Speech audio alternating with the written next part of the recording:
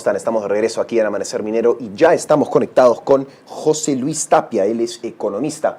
¿Cómo está? Buen día. ¿Nos puede escuchar bien? Gracias por su tiempo. Buenos días, gracias por acompañarnos. Muy buenos días, Karen y Emilio. Gracias por estar acá, lo escuchamos muy bien. Queremos empezar nuestra entrevista con lo que sucede en el Medio Oriente. Tenemos nuevos ataques de los Estados Unidos a Irán. Tenemos un presidente de los Estados Unidos, Donald Trump, que da declaraciones a algunos medios importantes en Washington en base a que él no está contento con las negociaciones porque supuestamente algunas autoridades en Irán están mintiendo y no están siendo claras con sus decisiones en base a desarrollar o no un arma nuclear, que es lo que principalmente le interesa a los Estados Unidos. Esta nueva agresión por parte de los Estados Unidos, ¿cómo puede cambiar el monopolio y el efecto, por supuesto, en el crudo, en el corto plazo? Bueno, ya desató la incertidumbre, ¿no? Ya las negociaciones están en un punto muerto.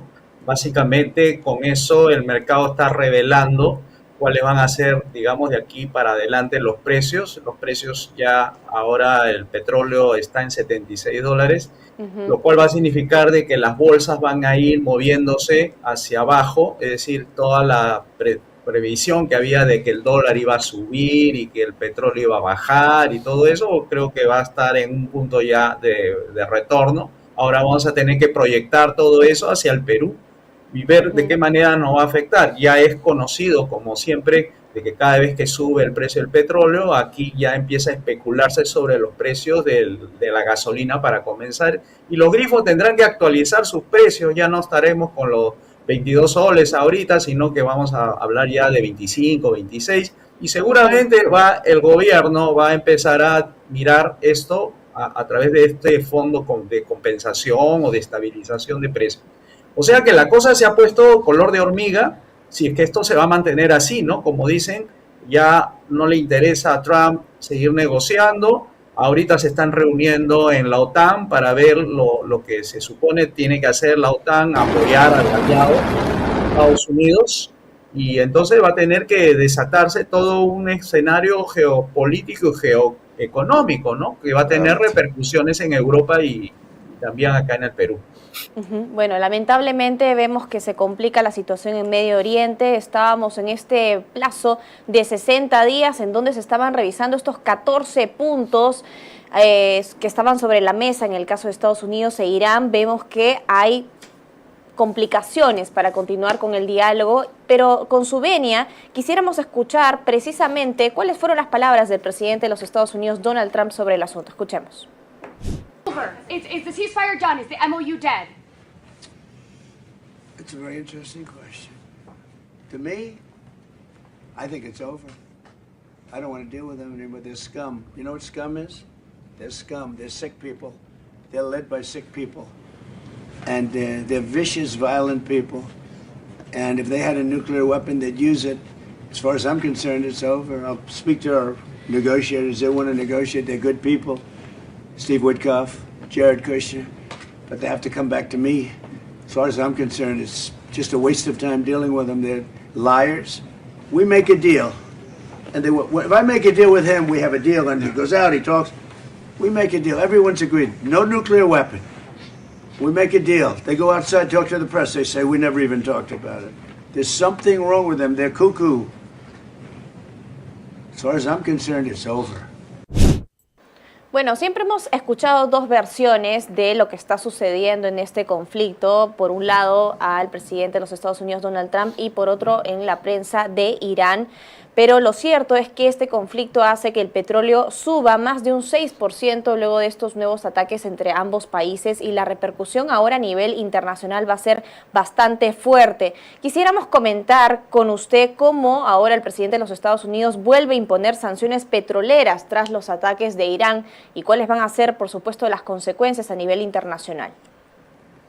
Bueno, inmediatamente el precio va a empezar a subir, ya que la expectativa era mantener el precio hacia la baja, pero con todo esto que se ha venido dando en las últimas horas, lo que se espera es que los mercados reaccionen, y no reaccionan por los hechos, reaccionan por las expectativas a futuro que vayan a darse, ¿no? O sea que vamos a hablar no solamente de millones de barriles de petróleo que se van a dejar de comprar por ahí, por el estrecho de Hormuz, sino que además se va a volver a hablar de incertidumbre y se va a frenar las inversiones. O sea, tampoco es algo que tenga que ver solamente con petróleo, ¿no? Se tiene que hablar ya incluso hasta de los seguros marítimos, van a subir de precio ahora que el riesgo de sacar un barco o un buque desde el estrecho de Hormuz y traerlo acá implica pues que ya los riesgos van a trasladarse a los precios, y los precios también revelan muchas cosas, ¿no? Entre ellas, el transporte se va a volver caro ahora traer petróleo de cualquier parte del mundo bajo ese escenario pues también va a generar expectativas, y no solamente los hechos van a confirmar lo que hemos estado diciendo ahora, ¿no? Cierto, si continuamos hablando de los Estados Unidos, pero ya conversamos sobre el posible efecto que pueda tener en nuestro país en línea con lo que usted menciona. El gobierno del actual presidente José María Balcázar ha presentado al Congreso un proyecto de ley que busca ampliar el ingreso al Perú de mercancías producidas total o parcialmente mediante trabajo forzoso. Ahora, esta iniciativa que propone el Ministerio de Comercio Exterior y Turismo y el Ministerio de Trabajo elaboran un listado de empresas o productos sancionados por esta práctica para que la SUNAT pueda restringir o decomisar dichas importaciones. ¿Considera usted que este proyecto de ley responde a una necesidad interna o busca principalmente evitar posibles sanciones por parte de los Estados Unidos? Bueno, esto es proteccionismo, ¿no? O sea, lo que trata de hacer, imponer un nivel, digamos, de estándares ambientales, laborales, etcétera, es una forma encubierta de proteccionismo.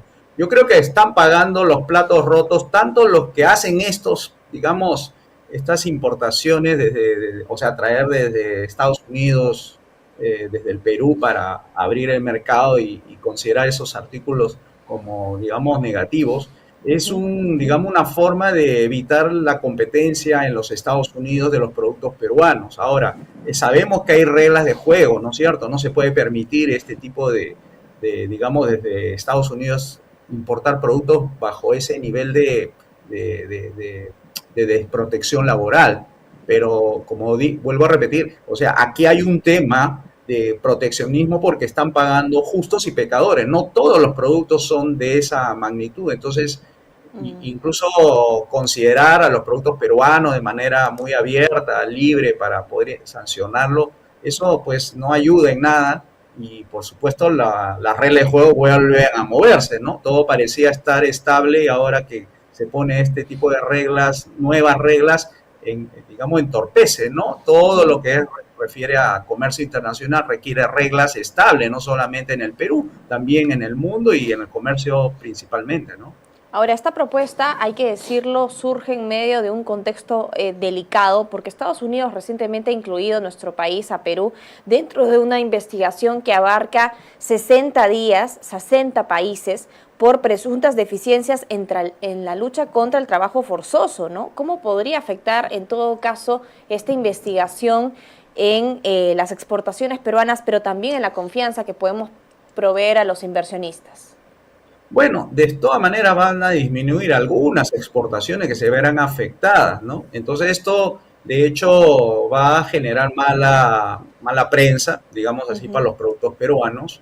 No va a ayudar a poder darle a este sector, darle pues un impulso, ¿no? Que debería darse siempre que los precios suban, ¿no? Ahora también, por el otro lado, los costos también van a subir, ¿no? Para los que están aquí en el Perú, o sea, los productores de estos productos que van a estar sancionados también van a ser parte del problema. O sea, es una cadena de valor, es una cadena, digamos, de eslabones productivos que por un precio final que se va a ver, digamos, compensado con algún castigo o provisión o cuota, vaya también detrás de esa cadena, detrás de ese producto, vayan a verse afectados. Entonces, las inversiones que se dan para estos casos, para lo que es exportación, es decir, invertir para el producto, invertir en fertilizante, invertir en cualquier otro nivel, va a afectar también a las inversiones que se vayan a dar en esa perspectiva de los productos que se están exportando y que van a estar sancionados. Entonces, de hecho, el empleo exportador también va a verse afectado, y esto también tendrá repercusiones para los bolsillos de las personas que viven de ese empleo, ¿no? Así es importante analizar todas aquellas cosas que puedan ser un riesgo para nuestra economía, para nuestro crecimiento, etcétera, y puedan cambiar un poco las cosas, no solo los movimientos de los Estados Unidos, sino también nos es importante revisar algo de lo cual se viene hablando ya hace unos meses, que ya no es una posibilidad, sino es que ha casi confirmado que vamos a tener un niño fuerte. La intensidad exacta no la sabemos, pero que va a ser fuerte y se va a empezar a intensificar recién en septiembre de este año y podría durar hasta junio del próximo año. ¿Cómo este fenómeno del niño podría afectar las perspectivas y proyecciones favorables de crecimiento que son revisadas al alza en nuestro país en distintas industrias extractivas, no solo minería, ¿no? El agro, la pesca, el subsector energía, etcétera? El clima para nosotros, los economistas, no es el problema es si el Perú está preparado para afrontar eso, ¿no? O sea que las crisis ambientales, climáticas, en otros países no es crisis, acá sí. ¿Por qué? Porque las autoridades, por ejemplo, van a ser renovadas en octubre. Entonces, ¿a quiénes van a agarrar la crisis? Van a agarrar a esas personas que recién van a entrar y que para todo lo que es gobernanza empiezan a aprender en el camino. O sea que vamos a tener meses con esos nuevos gobernadores y nuevos alcaldes tratar de aprender sobre el cargo, para lo cual han sido dados en responsabilidad para que responda a los fenómenos del niño. O sea que es algo así como una práctica preprofesional que están ellos, por ser autoridades nuevas, recién va a conocer cómo está la situación. Así que ahí el gobierno central va a tener un hándicap, va a tener un elemento que no va a colaborar con esa política de defensa justamente de las zonas ribereñas donde se va a desbordar, la sequía en el sur que de todas maneras se va a dar, y esto va a hacer caer el Producto Bruto Interno por incompetencia del propio Estado, por estar abarcando funciones que no le corresponde, por ejemplo, meterse en temas ambientales, en temas de la mujer, cuando hay prioridades mucho más, como este caso del niño, que va a hacer caer el Producto Bruto Interno por incompetencia del propio Estado, no porque el clima sea malo con nosotros. Hay que tener autoridades, digamos, preparadas, y no lo vamos a tener cuando hay cambio de gobierno local, cambio de gobierno regional y encima cambio de gobierno central. Entonces nos agarra en un contexto, digamos, de reemplazo de titulares por suplentes en medio de un partido que ya se está jugando en el tema ambiental, ¿no? Bueno, y precisamente según cifras proporcionadas ya por el gobierno, el fenómeno del niño costaría hasta un punto de crecimiento de nuestro PBI este año 2026. Por otro lado, estamos observando que hay, digamos, esperanza, hay tranquilidad, se están generando nuevas alianzas en el ámbito económico. Se habla de que podríamos estar entrando a un periodo de transición en donde podemos potenciar aquello que ya tenemos para hacer que nuestra economía despegue. Vemos que las perspectivas son favorables, que las proyecciones de crecimiento son revisadas también al alza, y esto ligado a los factores internacionales y locales que se están tornando auspiciosos. ¿Qué debería hacer el gobierno para aprovechar, digamos, esta ventana de oportunidad en los 100 primeros días? Bueno, dar un mensaje contundente. Es decir, tiene que hacer reformas, y una reforma es rehacer de nuevo todo lo que lo malo impidió crecer, porque ahorita estamos con un crecimiento bastante mediocre, ¿no? 3%. Deberíamos crecer 6 o 7, y eso requiere abrir todos los mercados, hacer privatizaciones masivas, desregular la economía, hacer que el Estado funcione en justicia, seguridad y obras públicas, y más bien retirar al Estado en educación, salud y en todo lo que está haciendo mal para dárselo al sector privado. Pero eso requiere reforma, requiere apoyo del Congreso, que ahí más o menos está dividido la cosa. O sea, tiene que hacer un buen trabajo político y poner a ministros políticos, no vaya a meter ministros técnicos, porque los técnicos por lo general no hablan mucho, hacen, pero no comunican, y para ganarte la opinión pública, sobre todo un proceso de reforma, requieres justamente la cintura, conversar con los actores políticos para que le den la venia, para que deroguen esas leyes malas que no permiten avanzar en el crecimiento económico, que es lo que la gente le está pidiendo, más empleo, pero más empleo se lo va a dar el crecimiento, no se lo va a dar el gobierno, y por eso el gobierno tiene que abrir la cancha, conversar y hacer reformas urgentes, porque esto ya viene desde los 90 atrasado. Correcto, tenemos información regresando a, por supuesto, y con su venia, el fenómeno de niños, su posible efecto, y en la niña con lo que menciona, ¿no? Que es importante tener gente que tenga capacidad técnica, pero que ejecute y comunique para que gane la opinión pública.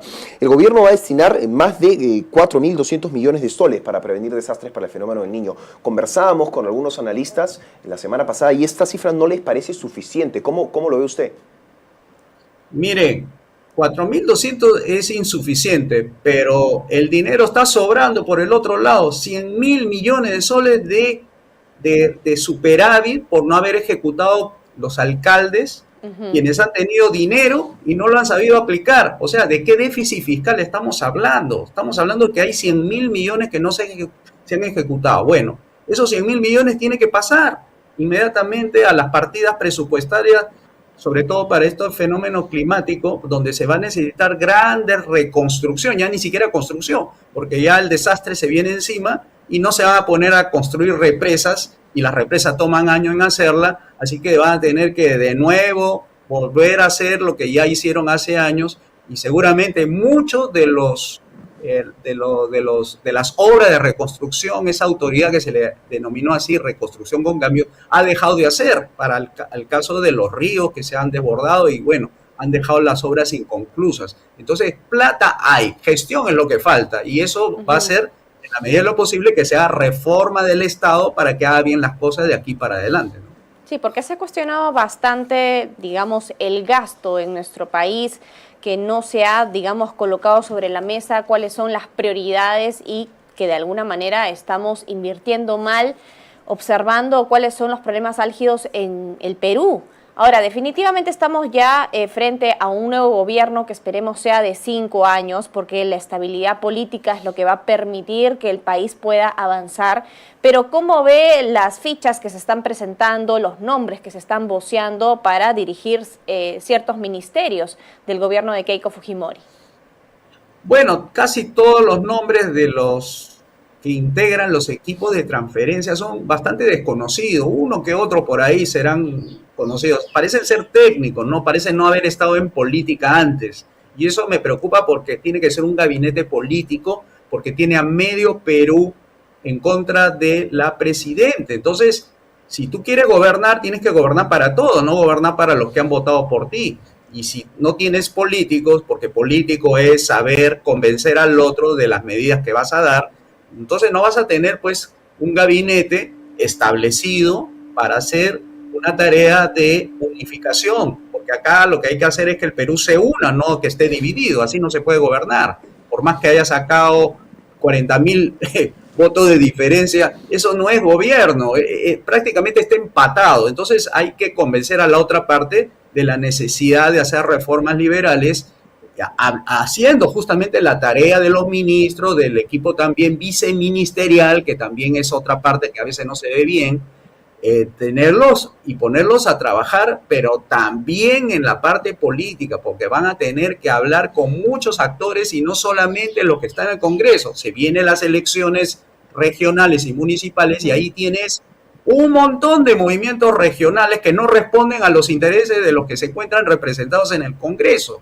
Entonces, ¿cómo va a ser el gobierno si va a tener unas elecciones que se le viene y que va incluso a neutralizar cierta agenda que quiere poner la presidenta, porque más se van a interesar en quiénes son los que van a entrar a gobernar que los temas que se van a poner sobre la mesa? Entonces, no nos ha tocado realmente un buen escenario con una crisis climática que ya se viene, con un fenómeno del niño costero o la niña, y encima tenemos toda esta configuración negativa de la guerra con Irán, que prácticamente ya está en un punto de no retorno, y vamos a tener que esperar que la presidenta asuma sus funciones para que se pongan a trabajar los ministros, que tienen que ser ministros políticos en un contexto político para un escenario económico bastante negativo, ¿no?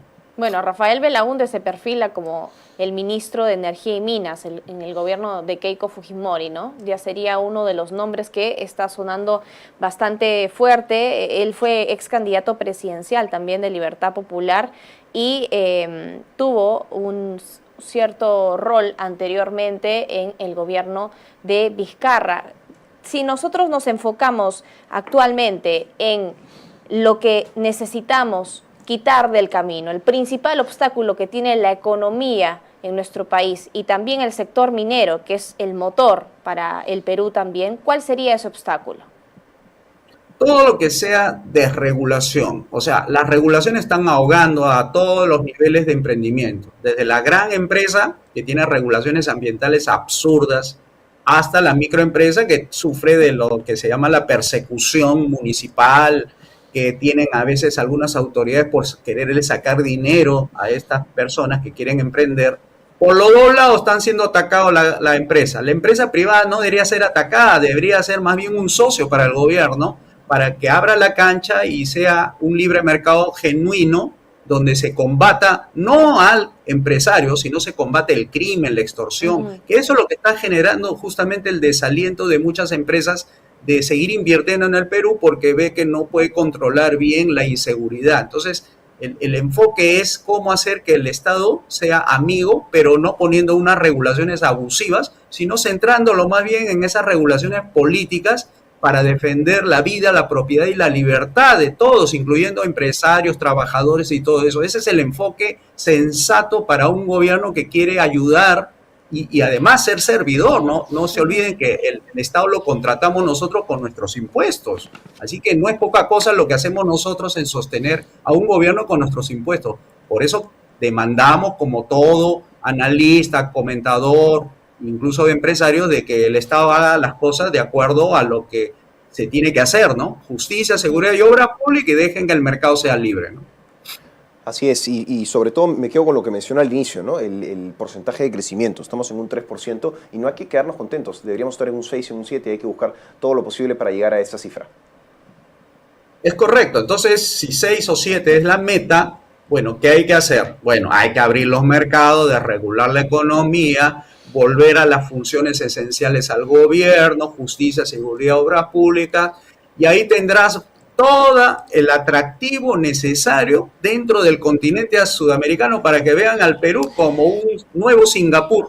Así, en el Perú, abriendo la cancha y las inversiones para que vengan todas las inversiones y desregular completamente la economía, porque eso es lo que está afectando justamente la previsibilidad y generando incertidumbre. Y tenemos que ir por el sentido contrario para darle al Perú justamente la ruta de la modernidad, gracias a los mercados libres, la propiedad privada y el gobierno limitado.